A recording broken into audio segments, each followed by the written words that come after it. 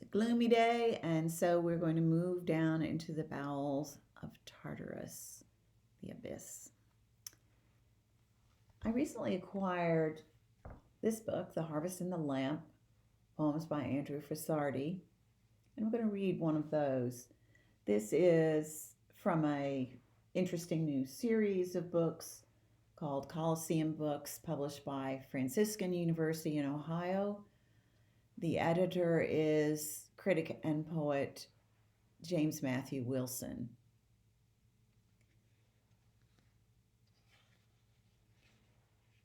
The poem I'm going to read is Roll Call at Acheron. You may know Acheron as a river. You may know Acheron as one of the rivers with the Styx that the ferryman takes souls across in Greek mythology. You may know it from Homer. You may know it from Virgil, the river of woe. One thing that's quite interesting about this poem is that wind and air and faint sound are extremely important in it. And it reminds you how in Greek, in Hellenistic Greek, the word pneuma covered breath and spirit and wind and air. But we, in our modern wisdom, have split those things apart. We begin the poem with breath, we end with wind, and in between there's a lot of strangeness, a moan inside a mist, a sigh, a strange sigh that comes when the sum of zeros sinks and grazes the hills, or when cicadas saw, and not just saw, but they saw the day in half. Strange sounds like feathers hovering. Another thing that's good to know about this poem is that it's in terza rima. And I thought I'd read a little definition of terza rima from the editor of Colosseum Books. This is one of his own books, The Fortunes of Poetry in an Age of Unmaking.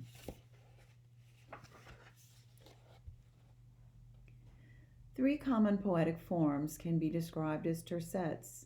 The standard tercet is simply a triplet, 3 lines in a unit that all rhyme with each other, AAA, each letter standing for a rhyme sound. But terza rima involves tercets that interlock their rhymes in an unlimited train. ABA in one stanza leads to BCB in the next, and CDC in the following. And I should mention that this book comes from Wise Blood Books, another interesting small press that's doing a lot of work, especially in formal poetry.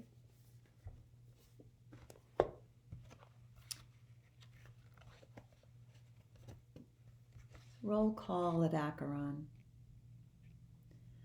The sound was coming from so far away. We thought at first it was the breath we missed, the moment we were dead, that very day.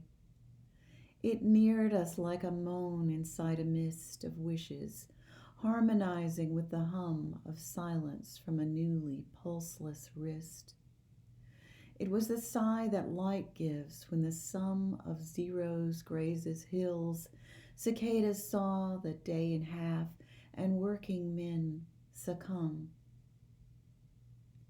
We all were at the river of our raw awakening, awaiting each to board, in turn to cross the current of a thaw. Some balked at the sound, frightened. Some adored its strange articulations as it came, like feathers hovering. Some murmured, Lord. The sound each heard as either grace or blame was a wind that called us, name by name by name.